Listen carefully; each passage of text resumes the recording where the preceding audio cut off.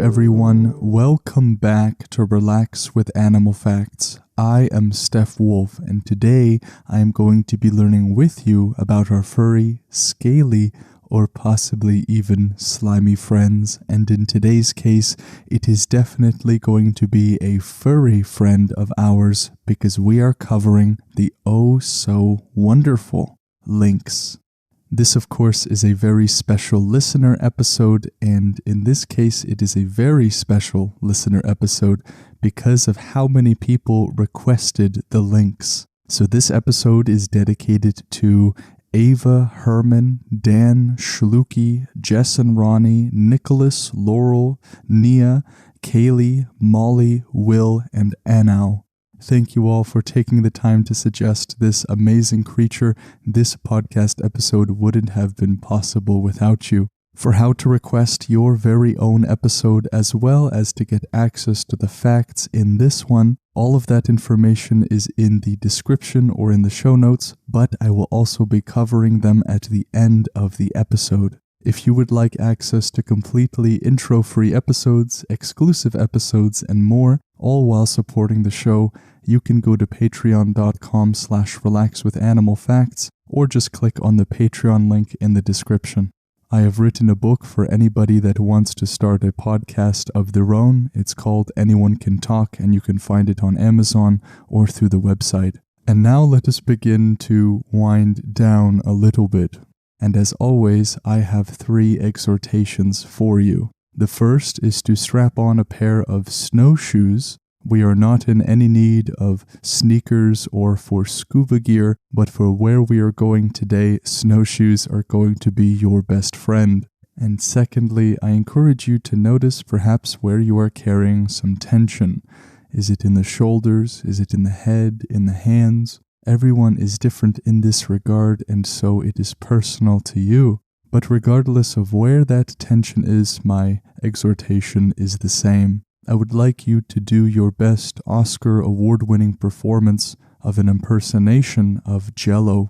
Just simply relax wherever you carry your tension. And the last thing I encourage you to do is to allow your mind to wander and journey with me as we go into a Canadian high-altitude forest covered with snow where the Lynx resides.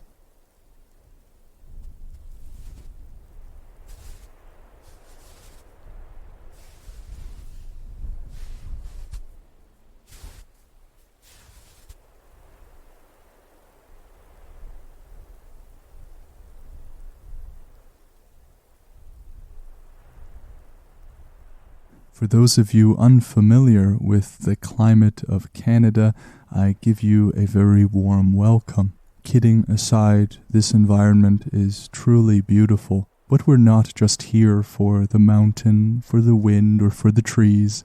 We're here to see one special creature, and that is the lynx.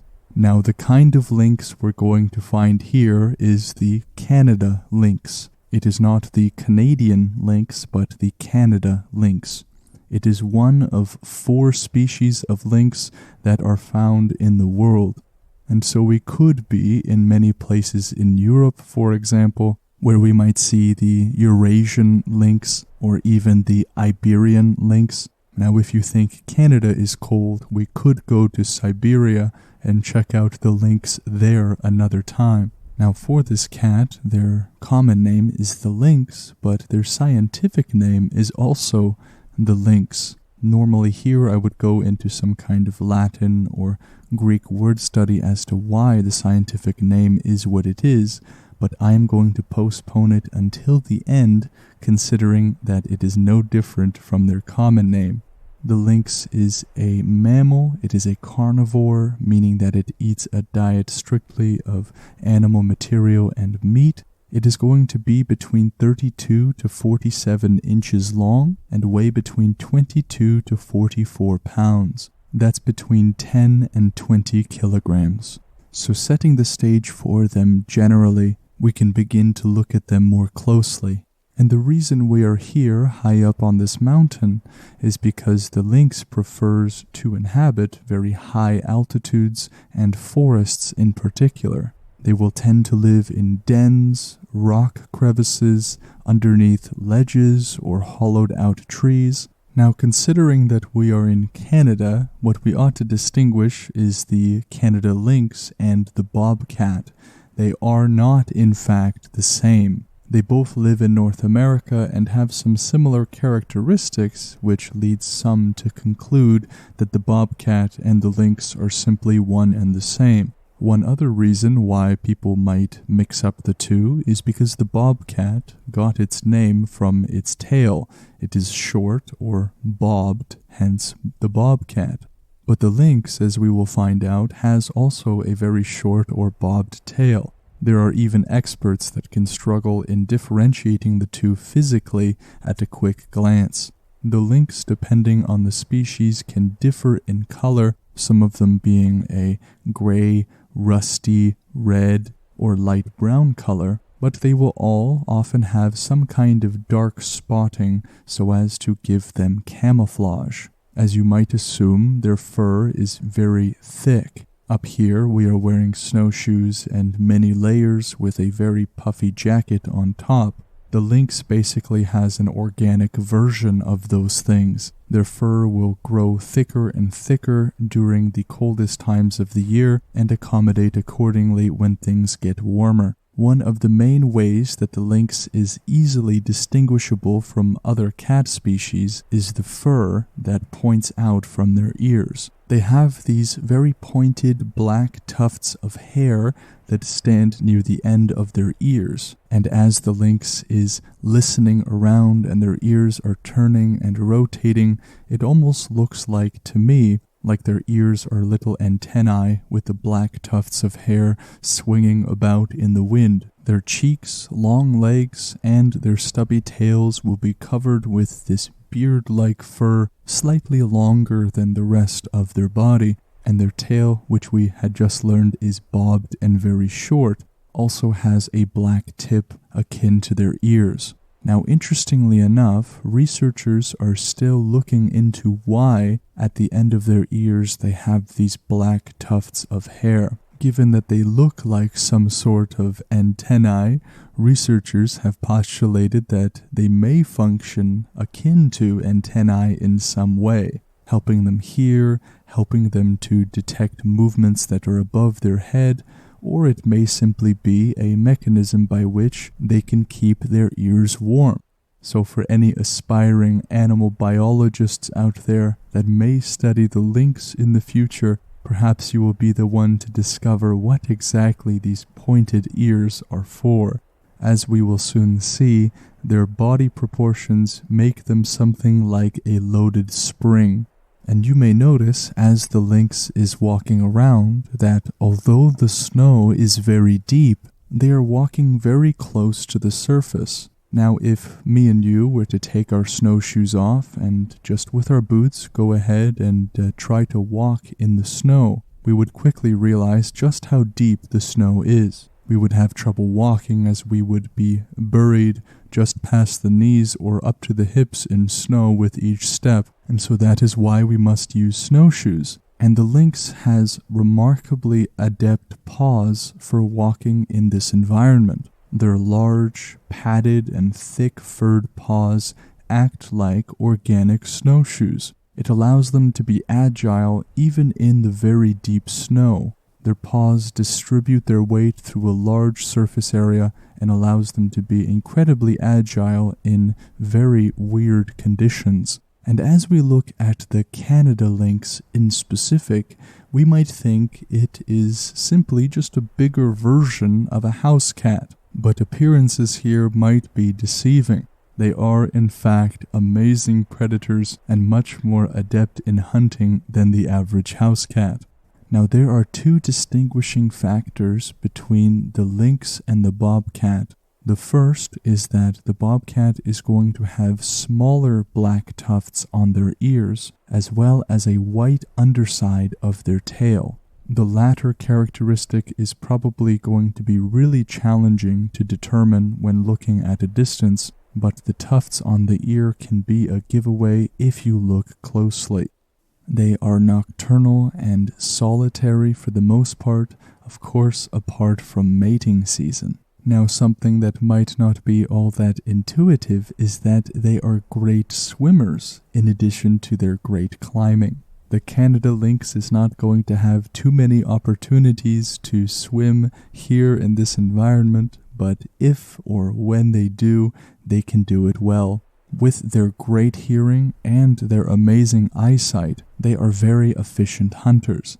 Their eyesight is so good, in fact, that they can spot a mouse from 250 feet away. But when they spot a creature, that doesn't mean that they will charge after it right away. The lynx is not great in long endurance competitions. They will not chase or run after animals for very long. But because their body is built like a loaded spring, they are fantastic ambush predators.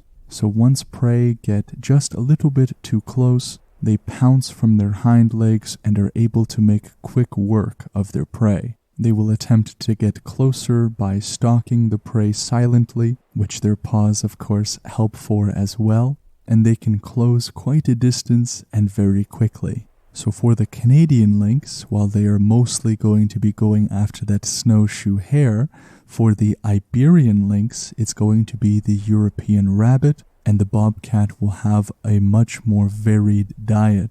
It is the larger Eurasian lynx that can make work of deer and other small animals. And the lynx has been known to also kill farm animals, such as sheep and goats.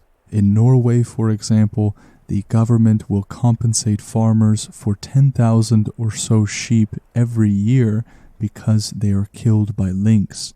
Farms that have their property extending very close to the forest are often the ones targeted by lynx.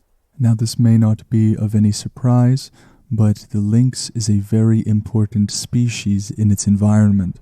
They are considered to be a keystone species for a few reasons. Now, of course, one of these ways is population control for the prey, but one thing cannot be discounted, and that is the aspect of behavior for prey when there is a predator around. Animals will act differently whether they have natural threats or not.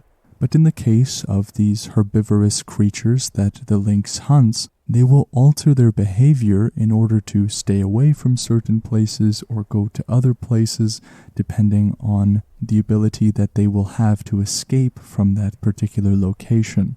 Going into a corner in which there is no place to go is not a safe place to be when there is an ambush predator around.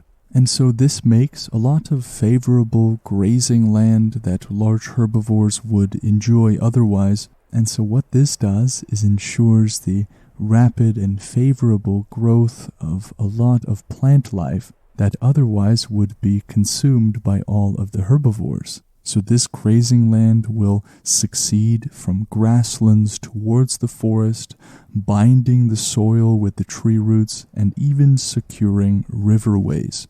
These sorts of changes can bring new insects, bats, birds, and a whole change in the ecosystem just because of the presence or absence of a key predator like the lynx. And now let us talk about lynx and baby lynx. Their mating season will be between winter and early spring, and females will only bond with one male, and so rival males will scream or screech at each other, perhaps meow very loudly as they fight over the female. After a period of about 2 months, females will give birth to a litter of kittens somewhere between 1 and 4, and she will raise all of these kittens on her own. Young lynx will become independent at around 10 months of age and will leave home after about 20 months to find their own territory. And the last fact is that lynx can take 2,000-mile treks, but scientists are still unsure as to why they even do this. Scientists have tracked different Arctic wildcats on their wild journeys. These long treks are in no way easy, but sport some of the largest natural challenges. But why animals like the lynx do these things, researchers shrug their shoulders. And now let us move on to the name. Where does the name lynx come from, or rather, what does it mean? Well, around the mid-14th century is when we began using this word lynx to describe this moderately sized wildcat, and it comes from the Latin word lynx as well, and it is thought to track back to a Proto-Indo-European root word that is luk. This word means light or brightness, and so it is attributed to the lynx in reference to its very gleaming eyes, or possibly its ability to see in the dark. Now, this is not 100% determined, but it seems to be quite probably the case. Now, let us move on to the review portion of the show. This review was written by Forever Bree, who wrote all the way from the United States of America, and Bree writes, "Love all the facts and how the stories are told. Thanks for all the research and details you gather about the animals. So interesting and insightful. To the listeners who say you need to talk faster, you can speed up the narration audio speed on Apple Podcasts and in Audible." Thank you, Bree, for taking the time to leave such a wonderful review. I am so glad that you love all of the facts and that you're a part of what makes the show so great. As regards the latter part of your review, that is indeed a good tip. It probably does not apply to Spotify or elsewhere, but if you believe I talk slowly, Bree says, you can speed up my voice on Apple Podcasts or in Audible. And the speed of my voice is something that I truly have addressed to the utmost of my ability. You'll find that in many older episodes I talk rather quickly, and then now I talk a little bit slower. It is a big challenge because what is slow for one is fast for another. I cannot tell you how many messages I have gotten saying that the podcast is much too quick, and then the podcast is much too slow, and then also that my voice is at a perfect pace. I simply cannot do much to please absolutely everybody, but I try to speak at a speed that is appropriate given the setting and what the podcast seeks to achieve. And I thank all of you who have been long-term listeners and have been an intimate part of that learning process. All of you long-term listeners have been through so many different things on this show. So many format changes, speed differences, all of those sorts of things. And I'm so happy for your continued loyalty and listenership. If the show has helped you in any way and you want to give back, leaving a review is something that you can do in under a couple of minutes that makes a huge difference. So if you're on Spotify, you can rate. If you are on Apple Podcasts, you can leave a 5-star review. If you don't have any of those options on your listening platform, you can always share the show or to do whatever the platform allows you to do. If you would like your very own episode and to learn about an animal that you find cool, you can submit your animal suggestions by going to relaxwithanimalfacts.com and clicking on the Animal Request tab. If you wish to reach out to the show for any other reason, you can do so by following the account Relax with Animal Facts on Instagram, or you can send a message to relaxwithanimalfacts@gmail.com. Make sure to follow the Instagram because we are going to be starting a live quiz every month, in which case if you win, you can suggest the next podcast episode, you can win a shout out or win some merch. So make sure to go to that Instagram. The facts used in this episode come from CanadianGeographic.ca, NationalGeographic.com, Britannica.com, FactAnimal.com, and EtimOnline.com. All of these resources are in the show notes or the description, and this episode would not have been possible without the contributions to the animal fact world by all of these resources. I hope you all enjoyed this episode as much as I did, and I look forward to seeing you on the next podcast episode with the next animal. Take care.